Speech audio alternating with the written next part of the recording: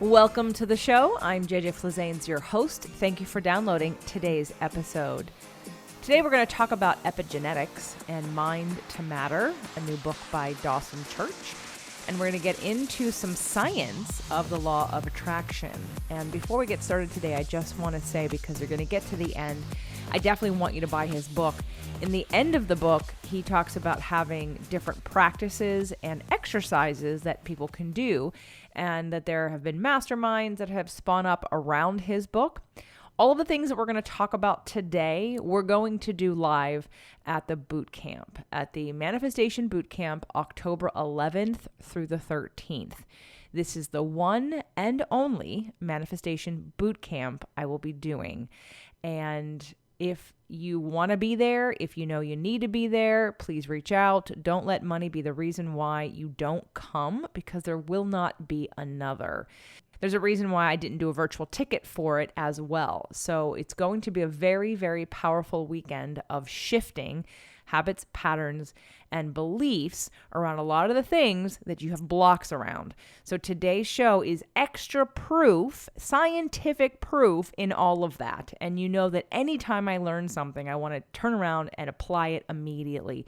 And I have his book, and we're going through it, and you're going to get it in person when you come to the event.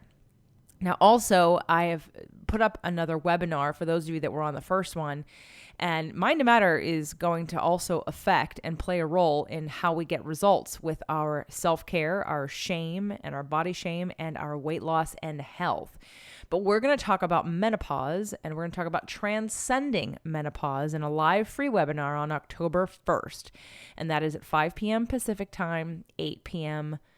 Eastern time. And again, it is live, but it will be recorded. If you come live, there will be another bundle of free gifts you're really, really, really going to like, especially after you listen to today's show. And you can sign up for that free webinar, jjflizanes.com/menopause. Again, jjflizanes.com/menopause. And even if you're not 47 and over 50, but you're in your mid-30s, late 30s, or you have been struggling with weight loss for a long time, all of the things I'm going to talk about apply to everyone else as well. So you can know more and prepare better for your future, or you can come and learn how to transcend what you're going through right now, or what you've already gone through and how to make it better. So jjflizanes.com/menopause. And once again, you can just email me, jj@jjflizanes.com, about the boot camp if you need me to help you out. Otherwise, there's been multiple offers made on this show and in other places. So take advantage of that. It's jjflizanes.com/boot camp to get your ticket and come join us live starting Friday night at 7 p.m., ending at Sunday at 2 p.m., October 11th through the 13th. I would love to see you there. So today's show, Mind to Matter. Dawson Church, PhD, is an award-winning author whose best-selling book, The Genie in Your Genes, has been hailed by reviewers as a breakthrough in our understanding of the link between emotions and genetics. His follow-up title, Mind to Matter, reviews the science of peak mental states. He founded the National Institute for Integrative Healthcare to study and implement promising evidence-based psychological and medical techniques. His groundbreaking research has been published in prestigious scientific journals. He is the editor of Energy Psychology, Theory, Research, and Treatment, a peer-reviewed professional journal, and a blogger for the Huffington Post. He shares how to apply the breakthroughs of energy psychology to health and athletic performance through EFT Universe, one of the largest alternative medicine sites on the web. Welcome to the show, Dawson. JJ, wonderful to be here again. Thank you for having me. Well, you were recommended by Naomi Jensen. Those of you that remember Naomi, she was on the show Tapping Out Depression, and we talked about EFT, a very powerful show. And she was certified through Dawson and his organization. So before we get started on today's show, which I'm excited to talk about because we have yet to talk about epigenetics on the show, can you give us a little background about your involvement, your creation of EFT, and sort of what has led you to today? I will, and I'll tell you why Naomi is certified and also why we do what we do. So I was interested in healing for a long time. When I was a kid, I was really depressed. I was anxious. I had PTSD. And when I was in my teens, I tried to fix myself by joining a spiritual community and living communally and studying spiritual teachings and personal growth and psychology. And that did result in improvement over the years. So over the next 20, 30 years, I found my suffering diminishing, but not going away. And then in my 40s, I discovered energy therapies. And I also made a commitment to meditating daily. And I just can't tell you, JJ, what an important commitment that is. It literally began to shift my life when I began to meditate every single day. And then I discovered energy healing modalities I hadn't known before, like EFT, which uses acupressure and pressure on acupuncture points. And I found that problems I'd had for decades sometimes suddenly began to go away. But I also realized that these therapies were not going to make inroads in primary care. We weren't going to see them in the places people need them, like clinics and hospitals and healthcare systems and the Veterans Administration, unless they were A, evidence-based. In other words, there was a solid foundation of studies and research to show that they really work, and B, that they were consistent. Because you don't want to just know that a therapy works. You want to know that a therapy works consistently. It's like the formulation of a drug. If you take an aspirin or if you take a Tylenol, then you know that that tablet contains exactly the same ingredients. So same thing with psychology. You want to know that a treatment you're getting really is delivering in that package everything that it promises to deliver in the research. And so I got into science, I got into studies, I got into doing primary research and secondary research, and also began getting into certification. So Naomi is one of our certified trainers, and we have certified trainers and certified practitioners. And these people have gone through a long and very detailed training to make sure they can deliver the whole value of the therapy that is contained in the research. And so that's what's brought me to today. And today we're going to be talking about your book, Mind to Matter, and that you're best known for your research into epigenetics. And like I said at the beginning of today's show, we haven't really talked about that very much. A little bit here or there. Lisa Thomas has mentioned it in energy healing, but it's nice to have a researcher and a scientist with us today to talk about it. So first, let's start off by explaining what epigenetics is and why it's important. My first big book, my first bestseller was called The Genie in Your Genes.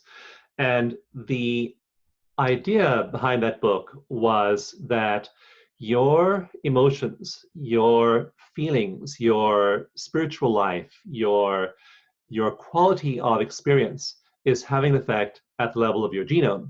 Now, epigenetics was really discovered in a big way around 2000.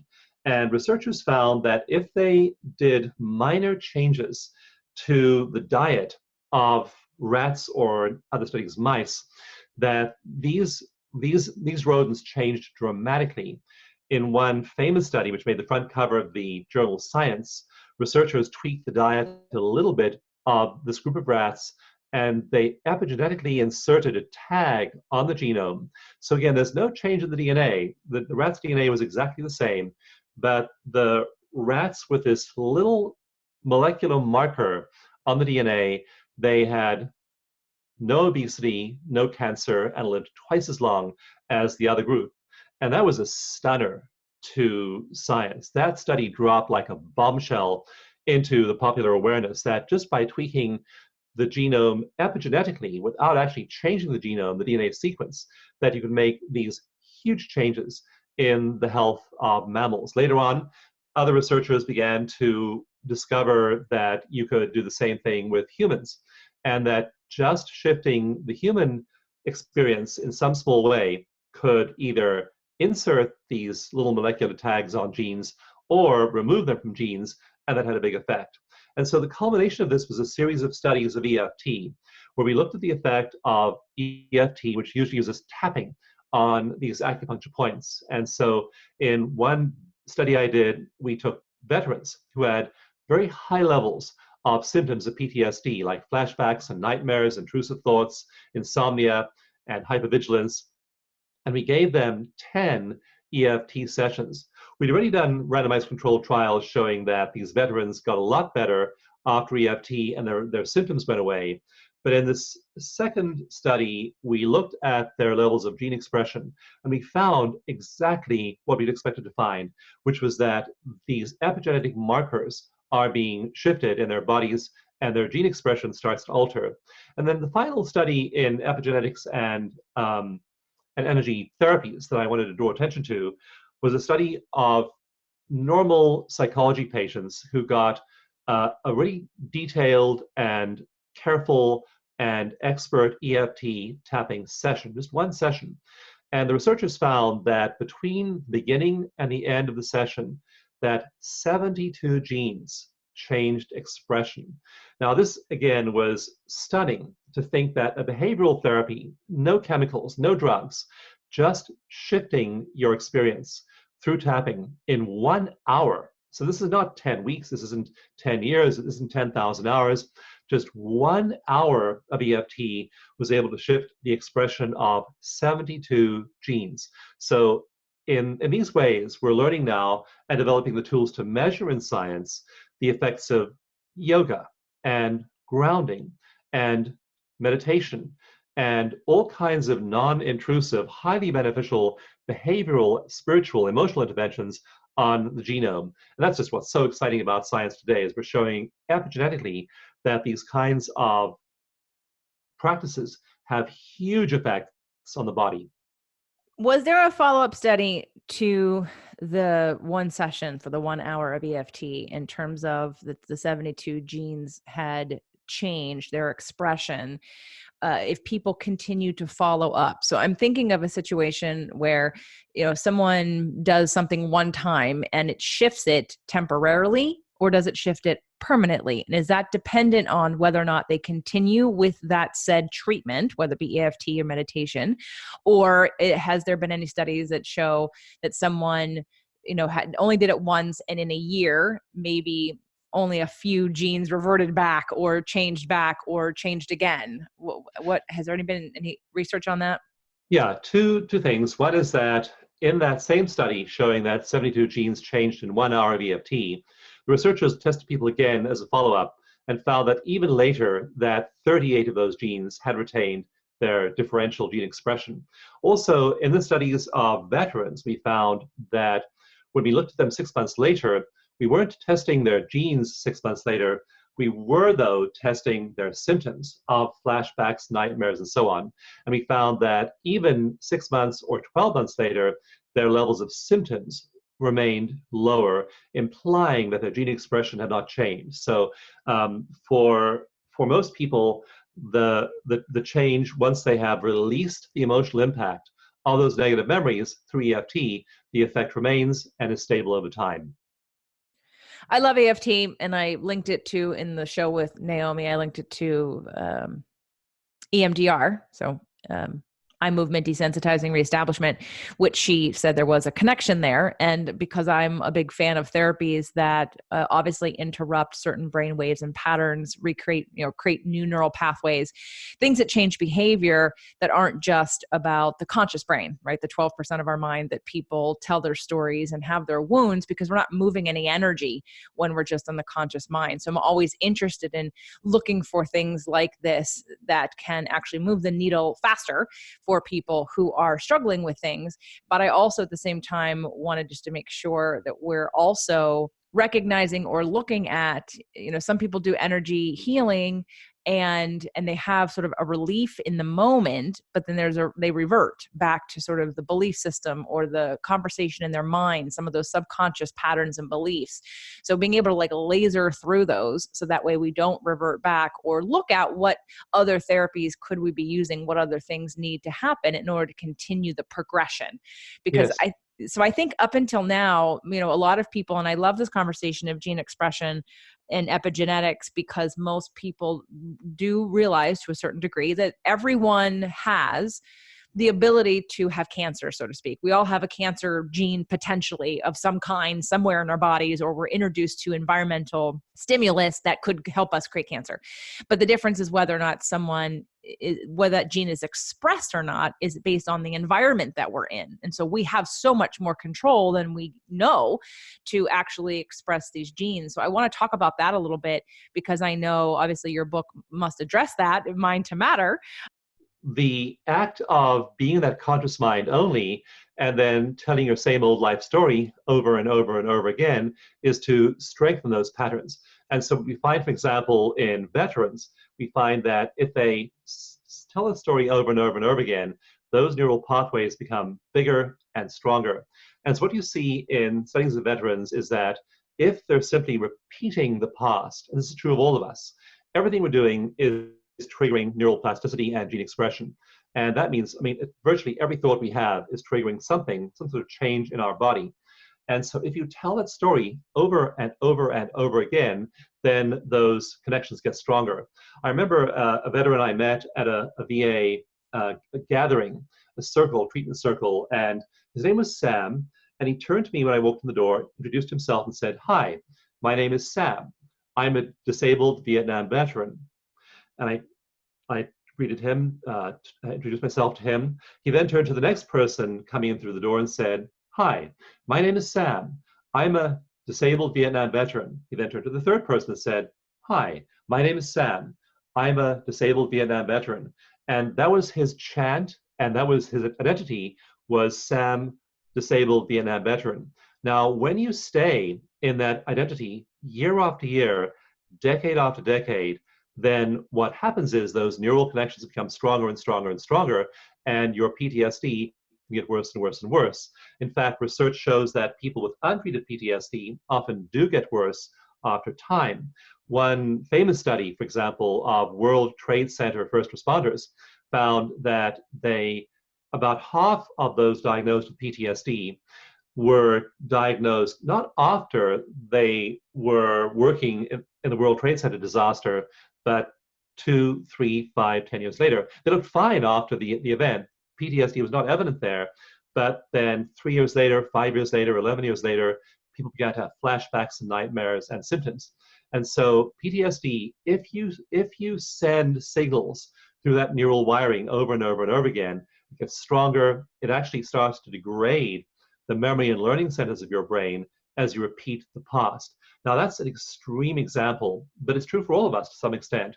The more you're telling your old story, the more you're in that conscious mind you mentioned, JJ, and you're just repeating your history of the past the way it was, the more you're reinforcing those neural pathways and the less you're able to change. And so over time, this accumulates, you reinforce the old story, and you suffer in the same ways, and you suffer more than you were before. So the thing to do is to find something that interrupts the pattern. And EFT is one of those things that can really shift those long-time patterns. And we've now treated over 20,000 veterans in our nonprofit Veteran Stress Project for free using EFT. And we found in a series of randomized controlled trials that they rapidly get better. In one where we included their spouses as well as the veterans themselves, one of the spouses said after her husband had been treated, she said, "It's been 42 years since Vietnam, and I feel I finally got my Robbie back." So for 42 years, he's not been there. He's been sucked into his past, sucked into his story, sucked into absence from the present by the trauma of the past. And suddenly, after tapping, he's back there. He's emotionally present, he's available to his wife. So we've had just thousands of these cases of people who've had their lives radically shifted. And I'll talk about cancer in a moment, but in terms of PTSD and our stories and repeating the past, the more we rehearse our old story of the past, the more it becomes the story of our present and our future. Which is one of the reasons why I don't really support people claiming certain diagnosis titles, like I'm an alcoholic, I'm a recovering alcoholic, I'm a recovering drug addict. It's like you just said about the veteran, right? And to me, it's not even the truth of the matter, because it's really not about the substance. It's more about trying to negate the emotion. It really could be anything. Most alcoholics then become either, they overeat, or they go to meet, whatever. They replace their addiction is the point. And so I know for people who feel stuck in these labels, it's one of the reasons why I'm actually it like gets me, because I really want people to break out of identifying themselves in this finite way that usually is a limiting belief, and half the time isn't really even the truth. So I want to ask about these veterans, when you took them on the programs, or anyone in general that you're looking at doing some studies on, are you taking their personal life and creating, like, so if you're working with me, are we going back through, because I've done tapping, and are we creating what we say, the statement that we're tapping on? Are we doing any kind of like talk therapy to find those things? Or are you giving sort of, in these controlled experiments, are you giving sort of standardized, generalized feelings, beliefs, and habits that people have? Or are we going into the person to find sort of where the pinpoint of pain is for each person? Very definitely. You need to really pinpoint that, not just the pain or the story, but pinpoint the neural bundle, pinpoint the neurons that are firing when they repeat that story. And then this process is called counter conditioning. And research shows that if you are able to counter condition that old response, then that neural bundle is no longer firing, it becomes silent, and then you have a chance to live your life free of that. So you need somebody who can actually pinpoint that for you and help you get to the root cause. You might be able to work on a lot of things by yourself, though. So EFT is generally used as a self-help tool. But for example, we have one online program for women who are looking to lose weight. And many of them are really overweight. We've done several clinical trials, and on average, they need to lose 76 pounds to regain a normal weight. And they've also tried an average of 18 different diets. So many of them have spent over $200,000 trying to lose weight in their lives, and they can't do it. And then they join our EFT program, and they're not terribly hopeful because of this long history of yo-yo dieting. So how do you interrupt that? How do you shift that? And if the person is simply repeating themselves, if they're recreating their identity over and over and over again, they are going to do more of the same and repeat their past. So the crucial thing for us is to interrupt those patterns. And you need somebody to really help you zoom in and figure out what is the pivot point. What is the central issue here that you can get to? And that usually does require an outside coach, an outside practitioner, a therapist, a psychologist, somebody to actually help you find that and work with that. But that's one end of the spectrum. That's really difficult issues. If you have been repeating the same mistake financially, or in your health, or in your weight, or in your relationship over and over and over again, then you probably need outside help. But most people get into EFT and they'll download my free EFT mini manual. We've had over 3 million downloads of the manual online in the last 10 years. So they're downloading a free manual. They're often just tapping along with that and finding that they rapidly are able to deal with things like anxieties, fears, and stresses in their lives. So both and. It's to find those events. It's usually that you do need targeting, but you can get to a lot of it through as a self-help technique. And then for those pervasive long-term issues, you need a coach or a therapist to help you target those patterns, and then find the most efficient ways of breaking those habits and then shifting your behavior. And the good news is that as we follow people up, for example, in the weight loss program, we find that when they finish the weight loss program, so they're now not in the weight loss program anymore, but they've learned EFT, and we monitor them for a year, they go on to lose between 11 pounds and 22 pounds in the year afterwards, because now they're actually installing those new beliefs in their minds. Their brains are firing in a whole different way, and now they have a chance to claim a whole new self, different from the self they were in before. Years ago, I created a program called the 6-Week Beachbody Program. I think we still have remnants of it somewhere online, but but part of it was an EFT module about foods and triggers and emotional eating and things like that. So I know that it works. We used it. Absolutely. It's a great tool for everybody. But part of this is just part of the work that you started with, right? I mean, from EFT, and I want to go back to, you mentioned something about cancer and we didn't get there.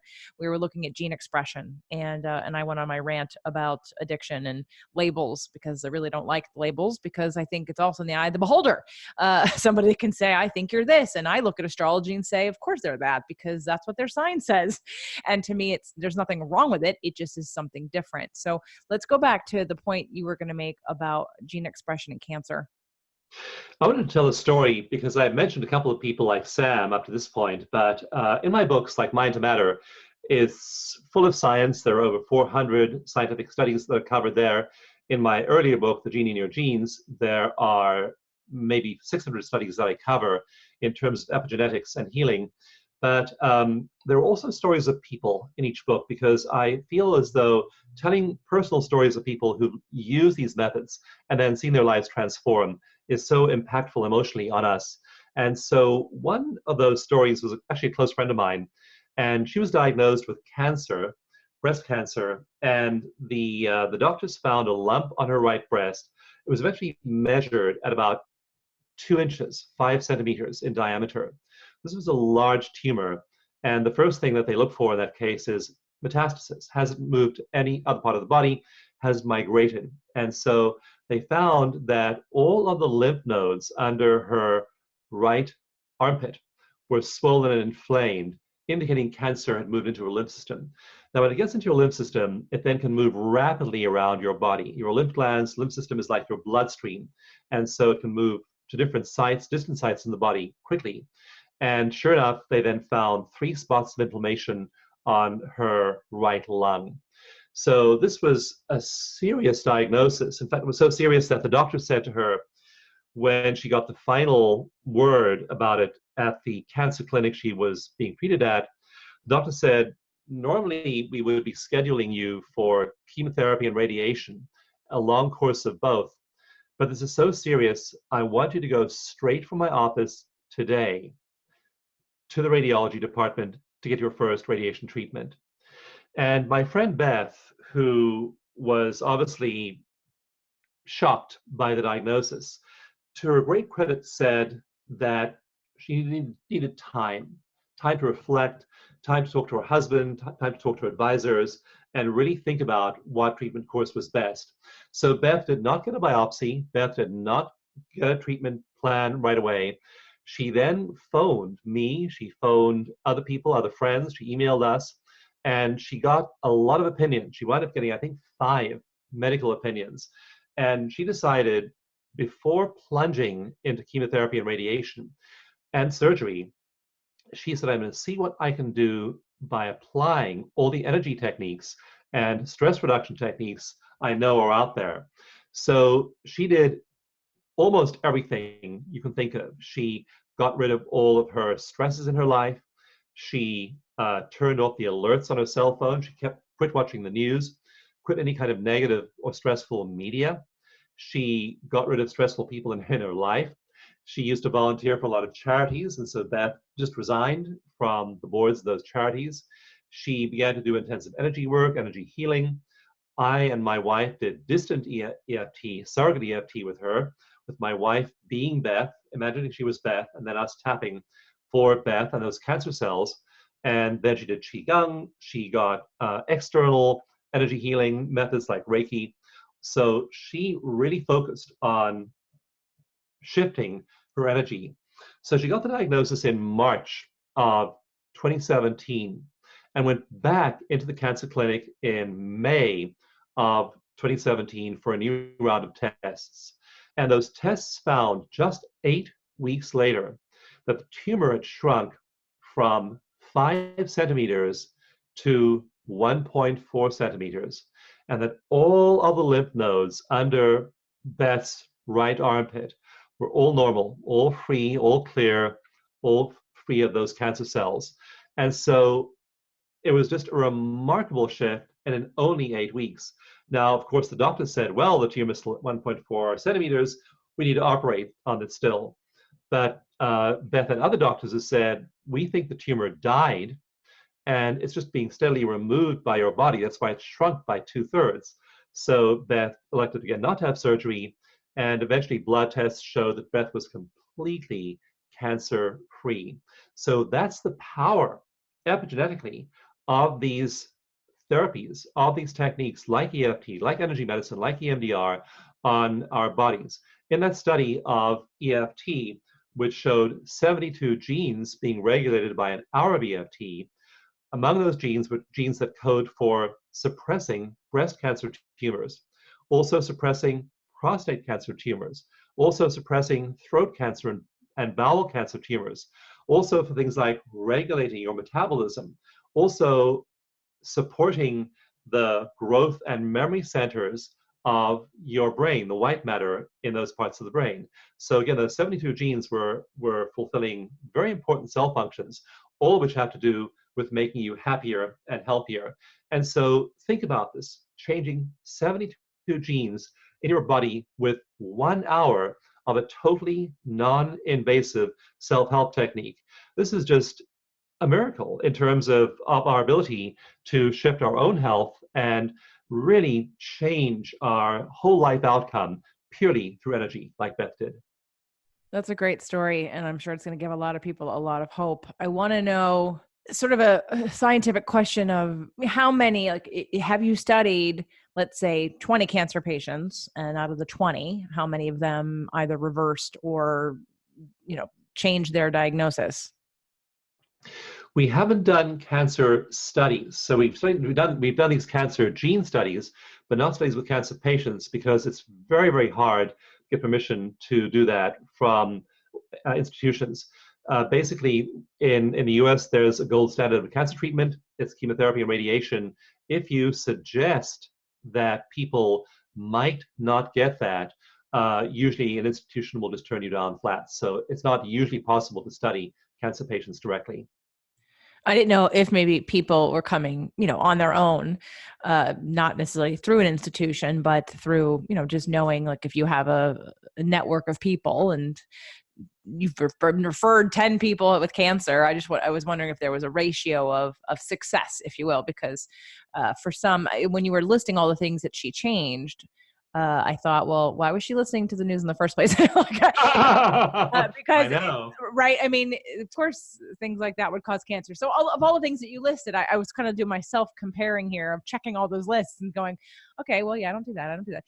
And just self-reflecting. And I'm sure everyone else is listening is doing the same. Like, oh, what could I change to either, if I'm dealing with whether it be a disease or a condition or whatever it may be, what is there sort of the gold standard of all things that need to change? Or is it, again, kind of honing in on what is it for you? And I say that from a position of, I've just gone through a medical procedure, and it was one that I did lots of alternative things for, and I've learned a lot. And I had somewhat a little bit of success, but ultimately needed Western medicine, not in the way that they wanted to give it to me, but in the way that I went in and requested that it been given to me. And I've still been managing my own sort of progress and care, if you will. And so far, so good. But, I did try, but I am somebody that doesn't watch the news, so all those things that you listed, I was just curious, but I haven't done EFT throughout the process, and was just curious as to if someone's listening to this and they have cancer and they don't want to do radiation chemotherapy, because I know I wouldn't. What are the rates of success? Because there is some point in time for some people, because everyone's path is a little bit different. While we have all these powerful tools, sometimes maybe we don't find the right one at the right time, and we have to not give in, but we have to do what we have to do. And so then we can use these tools, in the recovery process, versus it may not be the thing that saves our life, but it makes a huge difference. It makes it possible for us to heal or have a successful surgery or release what we need to on the back end. So is there anything out there that really speaks to that? Yeah, and what you want to do is make sure you get the best of all possible worlds. And modern medicine has lots of procedures that are good for certain things. Andrew Weil has an interesting list he publishes of what modern medicine is really good at and what alternative medicine is best at. And obviously, if you have a fracture, you want to go to the hospital and have it treated. You don't want to go to a shaman and have them chant. That was the best we could do 10,000 years ago, but nowadays we have wonderful tools at our disposal. Sometimes people do need a medication or a little bit of a medication. For example, at one VA hospital, if there are patients on antidepressive drugs, they also get EFT, and then they are able to taper off their doses of those drugs as they meet certain treatment milestones with EFT. So it's not either or. It's that modern medicine is really good at some things, and then alternative medicine is really good at other things. And an example of those other things is autoimmune diseases. So for conditions like psoriasis and scleroderma and fibromyalgia, other autoimmune conditions, modern medicine, that you may get a painkiller, but there's not much more they can do beyond that. And so you want to then use these other techniques, which some of which are quite efficacious. I have a database on my nonprofit website of studies that show treatment of people for various conditions by energy techniques. And I list those in Mind to Matter at the end of chapter 2. There's a list of the kinds of diseases that energy therapies have been used to treat and successfully. And they're all over the place, like Alzheimer's. Energy therapies have been used successfully for dementia and Alzheimer's and other forms of cognitive decline. So all the way down the list, there are dozens of therapies for which energy therapies are effective. So you want to use the best of both worlds. Sometimes you need modern medicine. Other times you need energy therapies. Other times you need a combination of the two. If you need a surgery, for example, why not do emotional release work and energy work before you go in for surgery, and then do things like visualization and more energy work to visualize a successful outcome. There are studies showing that people who use guided imagery, for example, before surgery have better outcomes. And there's also research showing that people who get EFT just before surgery have a shorter hospital stay and less hospital readmissions than people who don't get EFT. So there's no reason why you shouldn't use both, and there's no reason why you need to think in terms of either or. It's not either or, it's both and. I agree. And I've done all of that, actually, except the EFT part. Although I did do EFT.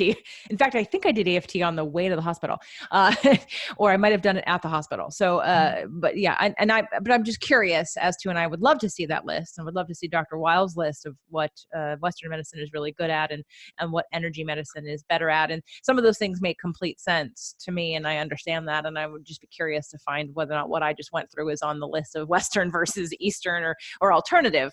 But so I want to talk about your book. Let's talk about Mind to Matter. Why did you write it? How is it different than Genie and Your Genes?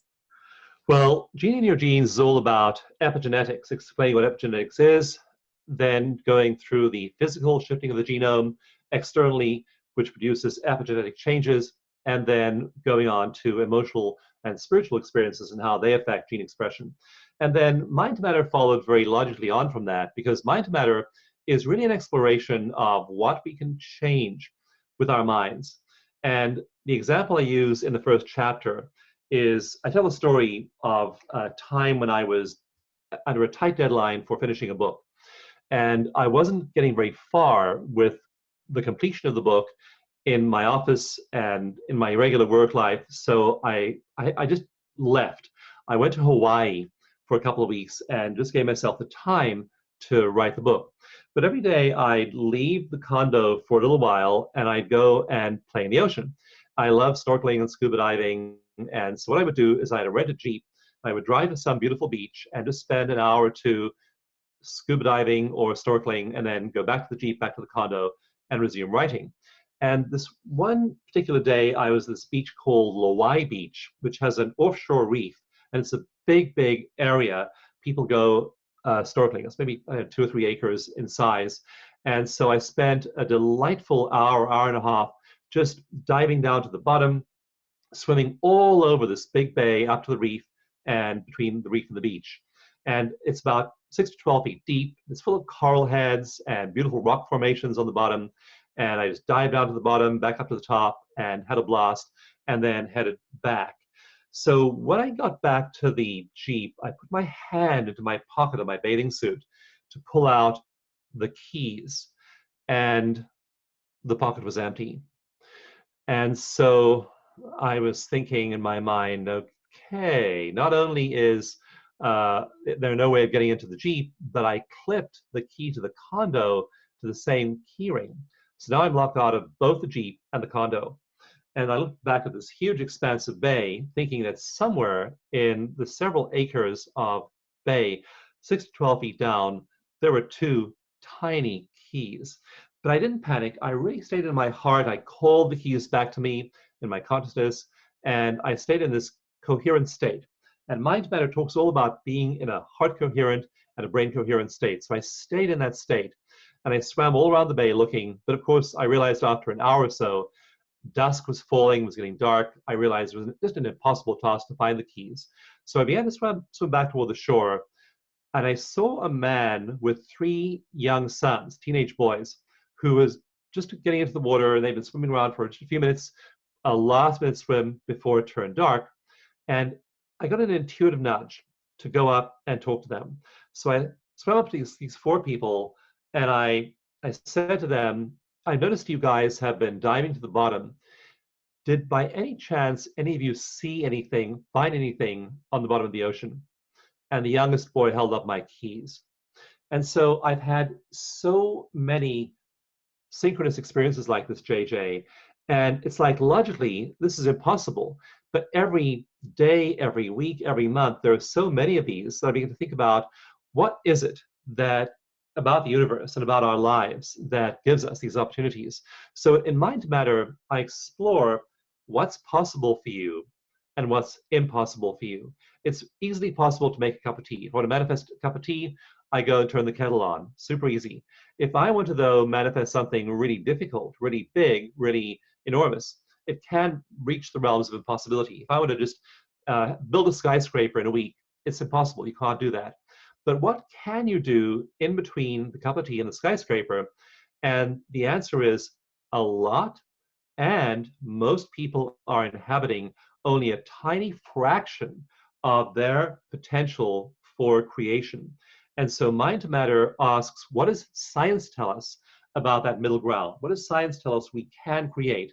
And the answer turns out to be far more than we believed. And so it's about training us to believe what we can, knowing what science tells us is possible, and then become our fullest potential. Most people are living in a tiny fraction of their human potential. And Mind to Matter explains that it's much bigger and what the limits are and how you can go far past the current boundaries of your personal reality. Sounds like the scientific explanation of law of attraction. That's what many people have called it. In fact, Jack Canfield is a close friend of mine. He was the star of the movie The Secret.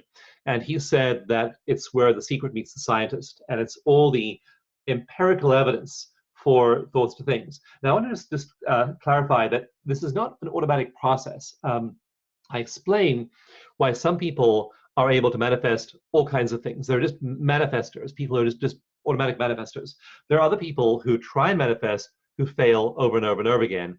And there is really hard science, good, clear science on the difference between the one and the other. So you want to learn what that science tells you and then employ the practices in your life that can help you manifest things. But there are all kinds of examples of that in the book.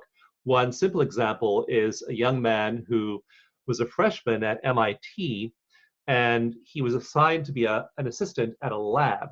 And in this lab, the grad students who worked there were trained to precipitate sodium crystals out of a supersaturated solution.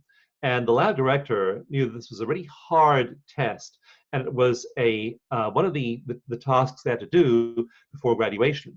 But everyone knew it was very difficult. It took a lot of tries to figure out how to do this and do it successfully.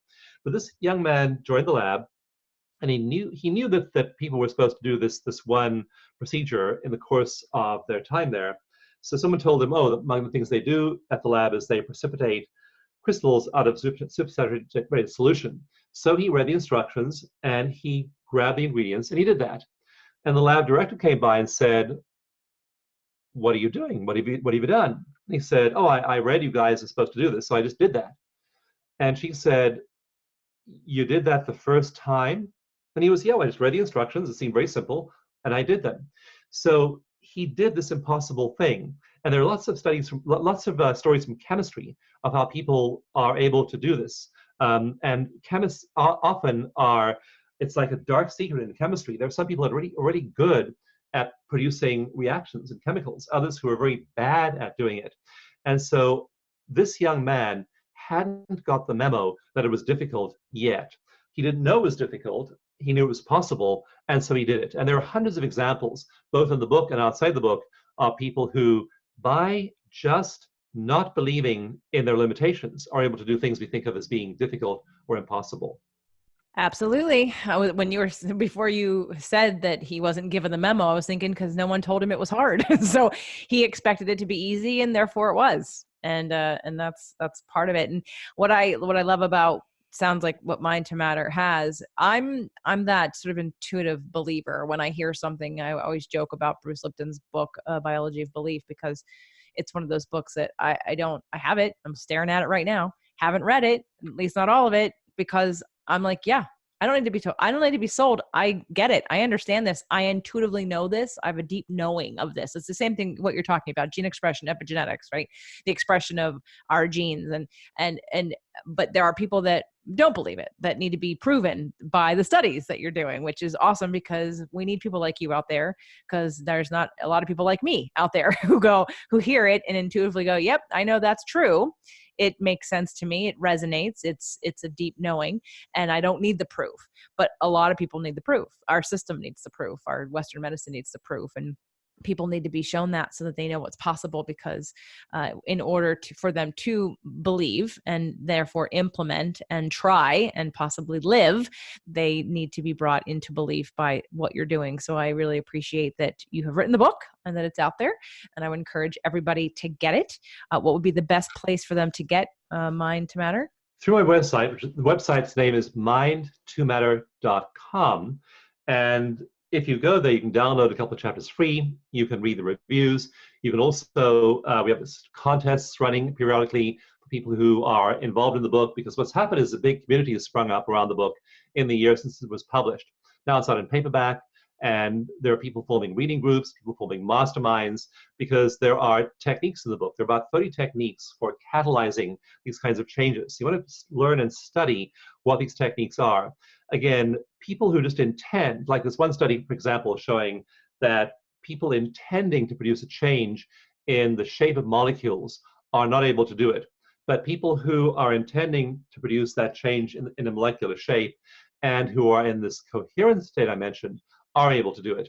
So you need to train yourself to become coherent, mentally coherent, and have brain coherence and also heart coherence. And so there are these techniques that make you a much better manifester than you otherwise would be. And those techniques are all, those 30 techniques are all in the book. Great. So like you said, they can download a couple of free chapters as well. Yeah, a couple of free chapters. Also, they get a free copy of the EFT mini manual, which shows you how to do tapping, as well as there are 7 free meditations.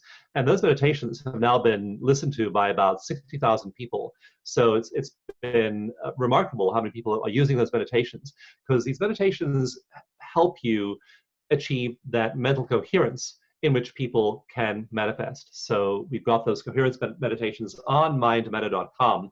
So people can download them and then have that experience and see how it shifts in their minds and also in their bodies. So again, it's mind2matter.com. Yep. Okay, everyone go get your downloaded free copy, free meditations and chapters. And then of course, buy the book, Mind to Matter. I'll be going there as well to download it, because I love anything that's a practice of law of attraction, because it's definitely what I've been teaching and promoting and helping people bridge the gap for those that don't understand or think it's just about putting pictures on a vision board that you hang on your wall and never look at again.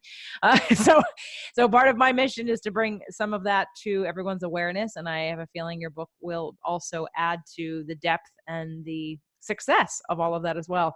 You have so much in your database and repertoire and all the studies that you have done over the years. And I know we could continue this conversation, and we might, on so many things that are important for people to know about. And so I know that we've talked about your book, Mind to Matter. Is there another place people can get more of what it is that you're doing and information about the things that you're studying? There are several other sites worth knowing about, but they're all linked through mindtomatter.com.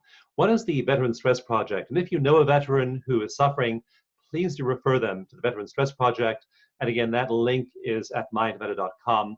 Also, EF Universe has a database of over 5,000 stories on people using EFT for all kinds of diseases and psychological impediments. And they just write their stories up in detail about how they used it to overcome those things. So EFT Universe is also a great resource. But again, that's linked from mindtomatter.com. So all of those things kind of funnel through that one book site, and then you can get access to the mini manual, also the meditations, and those are really powerful. We're now doing EEG studies, MRI studies on people who are applying the meditation techniques, and we're finding that they're having ecstatic experiences that are far beyond where they moved to meditation previously. So again, mindtomatter.com is really a good resource for all those things. Great. Everyone head over to mindtomatter.com and do what you got to do. Let's keep the conversation going. Dawson, thank you so much for your research and for your publications, for helping to promote the power we all have to heal ourselves to at least some extent, right? Like we talked about. I do appreciate that, and to being a light in the world. I know it started out as a personal reason why you were doing it for yourself, but of course, as any good healer would do, we share it with others because we want them to also heal themselves and feel the freedom and the joy and the happiness that we get out of what happens when we do that. So thank you again for being on the show today. It's a great pleasure, and thanks for sharing.